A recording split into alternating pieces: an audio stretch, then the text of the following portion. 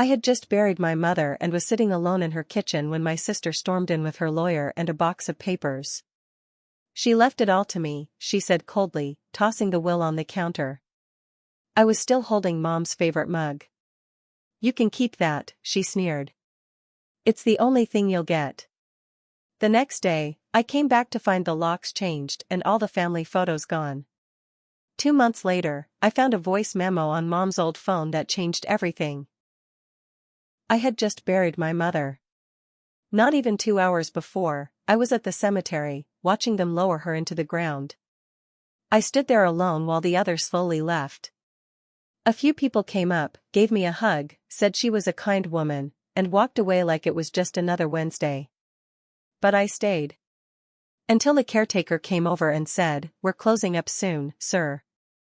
I nodded, turned, and walked to my car. My legs felt like lead. I drove in silence to Mom's house. It still smelled like her. Like that rosewater lotion she always kept in the bathroom. I walked through the front door and went straight to the kitchen. That's where she spent most of her time. The stove was still warm. I guess she made herself a cup of coffee that morning and never finished it. I sat down at the table. Same table we'd had since I was in middle school. I picked up her mug, white ceramic with fading yellow sunflowers, and held it in both hands. Still warm inside. I didn't drink it. I just sat there, breathing, trying not to fall apart. Then the front door slammed open. I heard heels clacking on the floor. Natalie. My sister walked in like she owned the place. Black dress, big sunglasses still on, like she was at some Hollywood funeral. Behind her was a man in a gray suit holding a cardboard box. She walked right into the kitchen, didn't say hi, didn't say a word about the burial. "This is my lawyer," she said. I stood up slowly. "What are you doing?" "I'm here to make sure everything's in order." She set the box down on the counter and pulled out a big envelope. It looked thick. She opened it and dropped a stack of papers on the counter like it was a menu. "She left it all to me," Natalie said. "What?" "House, money, insurance, everything. She changed the will last year." "No, she didn't," I said. "She told me she was splitting it evenly." "She always said that." Natalie gave me a fake sad smile. "Well, guess she changed her mind." I picked up the top page and scanned it. Legal language, all signed and notarized. At least, it looked that way. I looked back at her. Why would she do this? Because she knew who really looked out for her. I couldn't even speak. I just stared. Then she looked at the mug in my hand and gave a cold laugh. "You can keep that," she said. "It's the only thing you'll get." She turned to the lawyer. "Locks tomorrow. Full change. I don't want anything left behind." Then she walked out. That night, I sat in a motel room off Highway 75, drinking beer from a vending machine and staring at the ceiling. Natalie didn't even go to the burial. She had other things to handle. Like paperwork. Like stealing our mother's whole life while the ground was still fresh over her grave.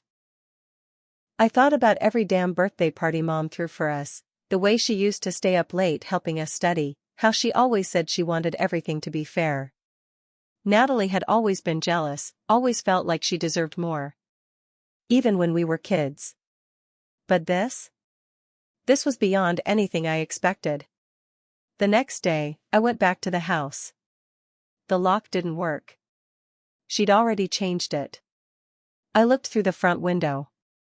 Something felt off. I stepped around the side and looked through the kitchen window. Everything was gone. The photos on the wall. The needlepoint Mom made in the 80s. The old cookie jar from Grandma. Gone. Even the stupid plastic magnets on the fridge with our childhood drawings, gone. I checked the trash cans out front. Empty. She didn't throw them away. She took them. She erased me. I went quiet for a while. Got a job working nights unloading trucks. Nothing fancy. Just enough to eat and pay rent. I stayed in a crummy apartment where the walls were thin and the neighbors screamed at each other over the TV volume. But every day, I thought about Mom's voice. I thought about how she would never do what Natalie claimed. She told me, over and over, "You and your sister are equals in my eyes." So I started thinking, what if Natalie forged the will? I didn't have proof. Just a gut feeling. But Natalie didn't have patience. She liked things fast. Loud. Showy. And sloppy. Then I remembered something. Mom's car. It was still impounded. Natalie hadn't bothered to pick it up. Probably didn't even care. I got the car out. Took me 3 bus rides and a lunch break. They handed me the keys, and I opened the glove compartment. There it was. Her old phone. I charged it that night. The passcode? Her birthday. Simple. Once it unlocked, I opened the voice memos app. There were a few short recordings. Grocery lists, reminders to buy birdseed. But one was longer. About 3 minutes. I hit play. If anything happens to me, this goes to my lawyer, or my son. I froze. It was her voice. Real. Clear. I know Natalie's been pushing me to change things. But I won't. I made the will fair for a reason. She wants it all. She said I owe her for raising him when I was working so much. But I don't. I love them both, but I'm not changing it. If this gets found after I'm gone, and the will looks different, then she forged it. I didn't change anything. My lawyer is David Sorensen in Fort Worth. I listened again. And again.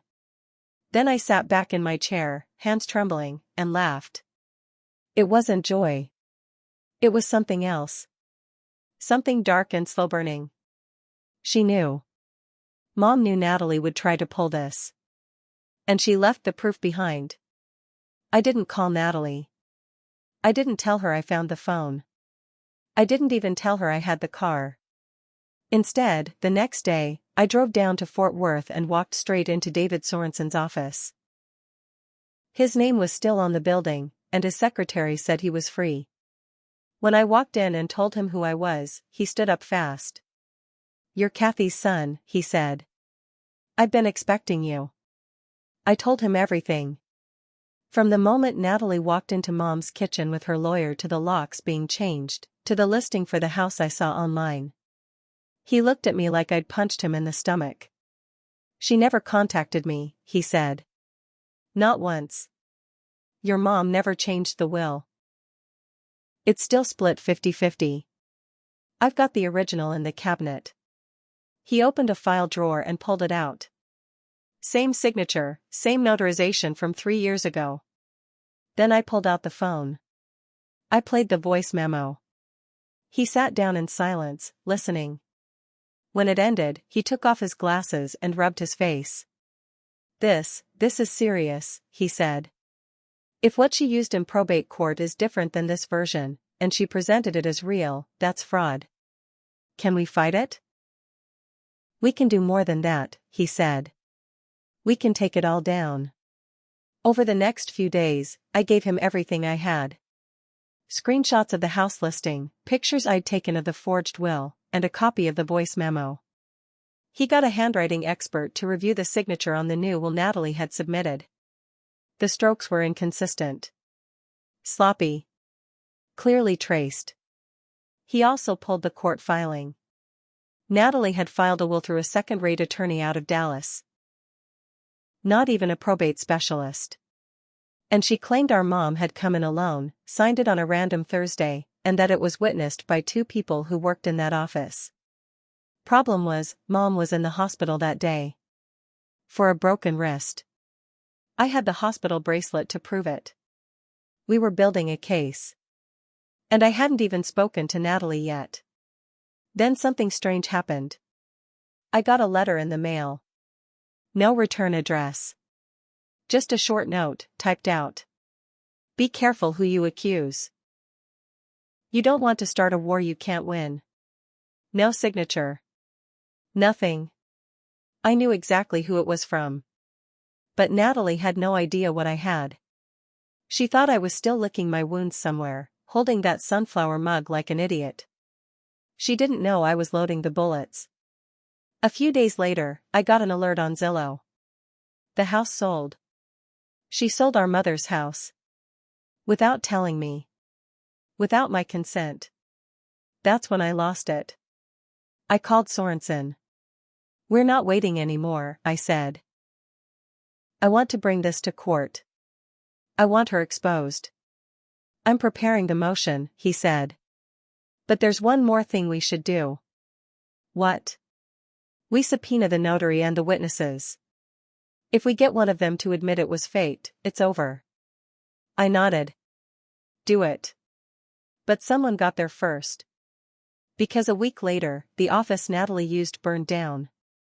Suspicious fire. Paperwork gone. The notary? Left the state. One of the witnesses? Quit the firm. Something was wrong. Sorensen said, she's covering her tracks. I said, then we need to move faster. He filed the petition to challenge the probate. We had the voice memo, the original will, and proof that the timeline didn't match. We had the hospital visit records. We had evidence the notary wasn't present. And now, we had motive, she sold the house and cleaned out the accounts. But I wasn't just after money.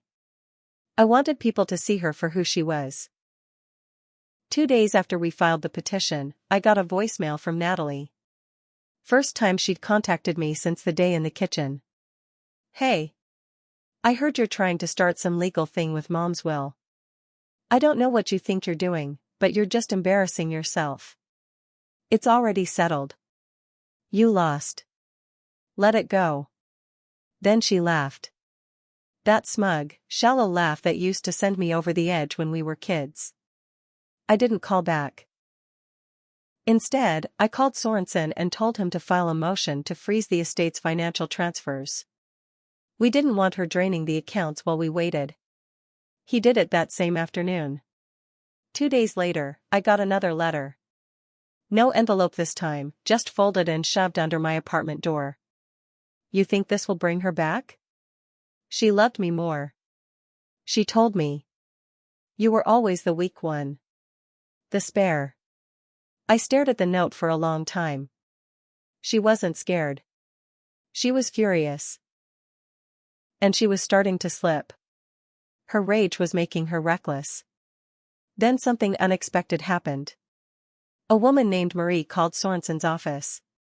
She was a nurse who had worked in Mom's rehab center the year before she passed. She'd seen the local news snippet about a probate dispute and recognized Mom's name. I just wanted to say something, she told Sorensen. That daughter, the blonde one, she came in screaming at her one day. Told her she was ungrateful and that if you don't change it, I'll do it for you. I remember it because I had to escort her out. She signed a sworn statement. We added it to the file. Now Natalie was backed into a corner. And that's when she did the last thing I ever expected. She showed up at my job. Middle of the day. I was moving boxes into the back dock when I heard her heels clicking across the concrete. You done? She said. I turned around. You think Mom would want this? She asked, arms crossed, voice cold. You think she'd want us dragging her name through court? I didn't answer. She told me something before she died. Something you don't know. I stared at her. She said she regretted trusting you. She said you'd always been too soft to handle real life. She told me I had to be the strong one. That's why she gave me everything. Because she trusted me. She also left me a voice memo, I said. Her face twitched. You're bluffing. I pulled out my phone. Played it. That same calm voice, soft and tired, but clear. If this gets found after I'm gone, and the will looks different, then she forged it. Natalie's whole body went stiff. You don't have the guts, she said. You're just trying to scare me. I don't have to scare you, I said. The law's doing it for me. She didn't speak. Just turned, stormed back to her car, and peeled out. That's when I knew it was about to get worse before it got better. The next morning, my car window was smashed. Nothing stolen. Just shattered glass and a single photo left on the seat. A picture of me, maybe 7 years old, hugging Mom in the front yard. But someone had drawn a red X over my face. No note. Just that. I stared at that photo for a long time. I didn't tell Sorensen. I didn't even call the police. What was the point? No fingerprints, no camera, nothing to trace. Natalie wanted me to know she was watching. That she was still ahead. But she wasn't. A week later, we got the court date. I sat on one side of the room with Sorensen. Natalie came in wearing a tight black dress, big sunglasses again, like she thought she could charm her way through it. Her new lawyer was some slick-looking guy who looked like he'd stepped out of a billboard. She didn't even glance at me. But I watched her. When Sorensen played the voice memo aloud in court, her head snapped to the judge like she couldn't believe we'd actually done it. Then he submitted the nurse's sworn affidavit. Then the hospital records showing Mom was in a cast the day the fake will was supposedly signed. Then he played the voicemail from Natalie herself, smug and threatening. It was like watching a dam break. She kept shaking her head, whispering to her lawyer. But it was done. After the hearing, the judge requested a handwriting analysis of both wills. We had already submitted ours. Hers came back with multiple inconsistencies. 2 weeks later, the judgment came down. The court invalidated the forged will. The original one, Mom's real will, was reinstated. Split 50-50ths. Natalie was ordered to return half of everything, including proceeds from the house sale and legal fees. And then it got worse for her. Because forging a will isn't just a family fight, it's a crime. A few weeks after the ruling, a deputy served her papers. The DA was pressing charges. Fraud. Perjury. Falsifying legal documents. She was arrested in front of her condo. I heard she cried all the way to the station. I thought I'd feel satisfied. But I didn't. Not at first. I just felt tired. Exhausted from months of digging, fighting, proving that I wasn't invisible. But a week later, I went back to the house. It was empty. The new owners hadn't moved in yet.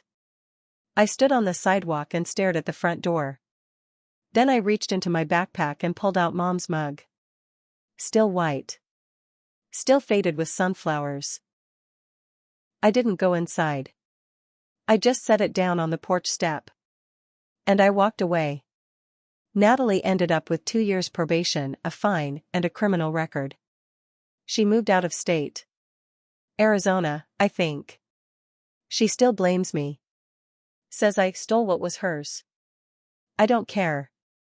I didn't do this for the money. I did it for Mom. Because when someone tries to erase you, and you let them, they win. And my mother didn't raise me to lose.